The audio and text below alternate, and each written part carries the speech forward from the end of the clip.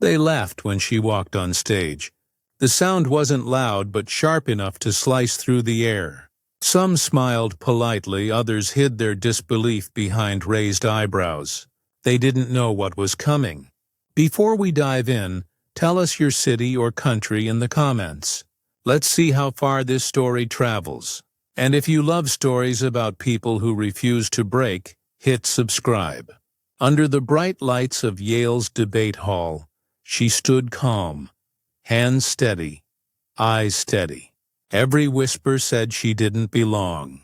But her stillness carried weight, not weakness. Confidence hid beneath quiet doubt, ready to strike.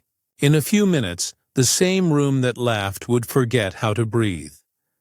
She stepped forward wearing worn-in sneakers and a thrifted blazer the color of midnight.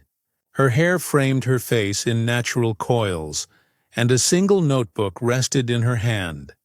Edges bent, pages filled with ink. The crowd noticed everything. Smirks flashed.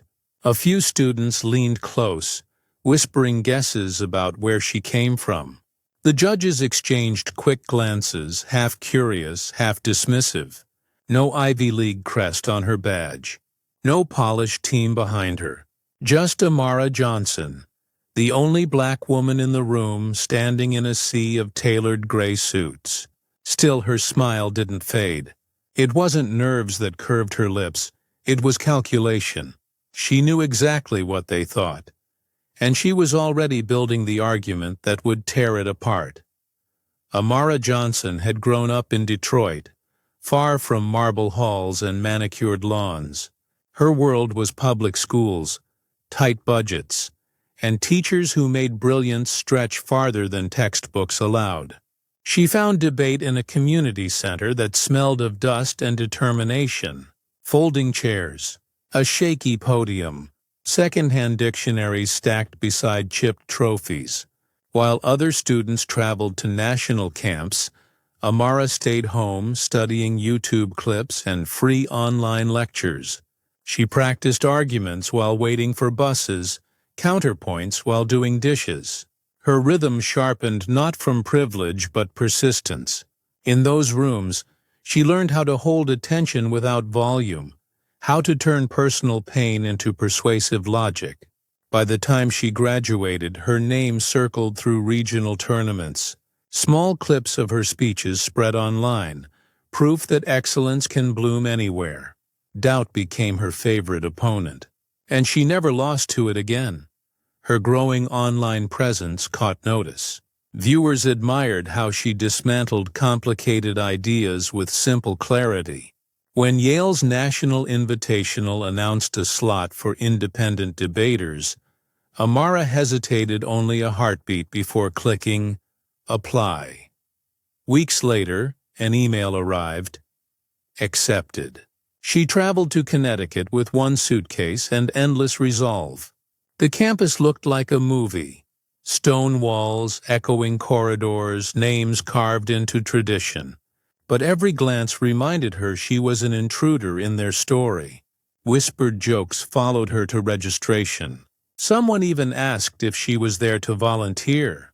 She smiled anyway. They could underestimate her all they wanted.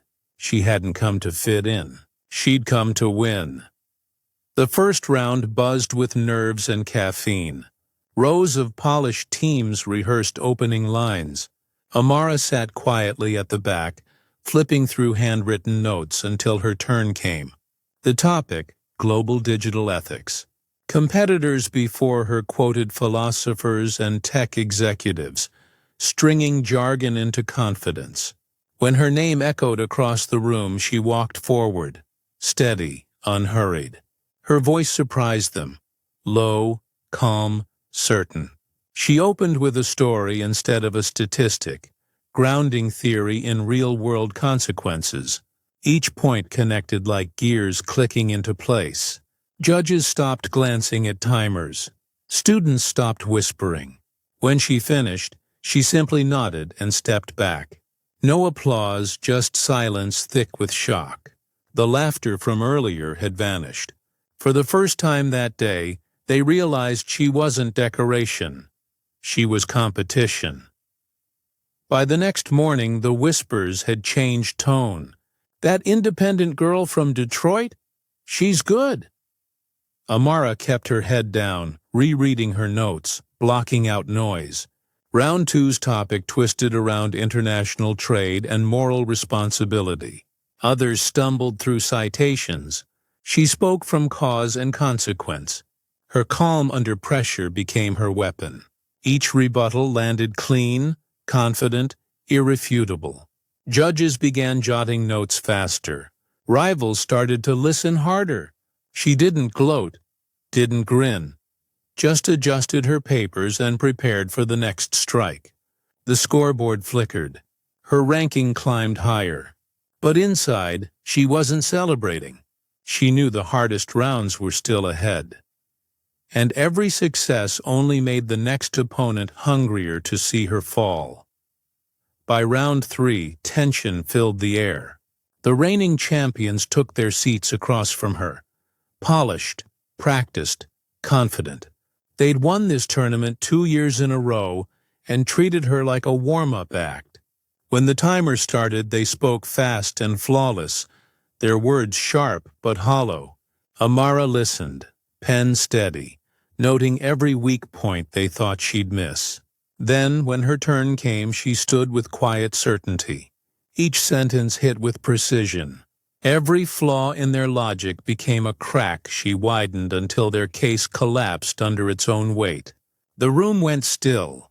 One judge leaned back. Another stopped taking notes.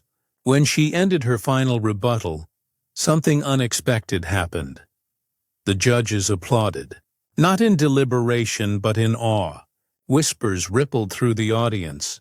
For the first time in Yale's debate history, applause broke the rule of silence. The final round drew a packed hall. Professors, students, even alumni filling every seat. The topic appeared on the screen: reparations and racial justice. Amara's opponent began first, speaking in smooth academic tones, citing theorists and economic frameworks with the polish of privilege. She waited, hands folded, listening carefully. Her heartbeat was steady. When it was her turn, she didn't shuffle notes or clear her throat. She simply stepped forward and spoke. Her words were brief, personal, undeniable. She painted pictures instead of quoting policies.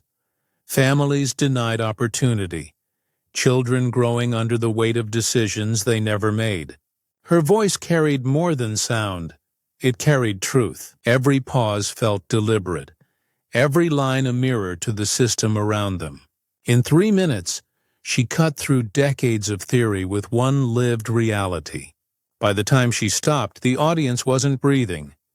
Even the judges' pens hovered mid-air. When she ended, the room stayed frozen. For a long, impossible second, there was nothing. No whispers, no movement, just silence, heavy enough to feel. Then a single clap broke it. Another followed, and then the hall erupted. Students stood cheering. Professors joined. Even her opponent, who'd begun the round with smug certainty, was now applauding with genuine respect. The judges didn't speak. They just exchanged stunned glances, realizing they had witnessed something rare. Amara stood still, almost startled by the wave of noise. She hadn't performed. She'd revealed something raw, and the entire room knew it. In that moment, she had done the impossible. Results came quickly. Her name appeared at the top of the leaderboard. First place, Amara Johnson. The crowd murmured, half in shock, half in admiration. Cameras flashed. Reporters whispered her name. She didn't raise her arms or shout in victory. She simply smiled, gathered her notes, and walked off stage. Outside, the cold air met her like a quiet reward. Her phone buzzed with messages. Professors offering mentorship, journalists requesting interviews, students writing, "You made me believe I belong too." Amara read every word, heart steady but eyes glassy. No trophy could measure what she'd just changed. For her, this wasn't about proving herself right. It was about proving she had always been enough. Her victory became more than a headline. It was a symbol. She had walked into one of the most exclusive halls in academia and shown that brilliance doesn't need a pedigree. From underestimated to unforgettable, Amara's story spread across campuses and classrooms. For every student who felt invisible, her name became a reminder. Your voice matters, even when they try not to hear it. Change doesn't begin with permission. It begins with courage. And she'd just rewritten what courage looked like. The girl they doubted had become the woman they would never forget. They laughed when she walked on stage.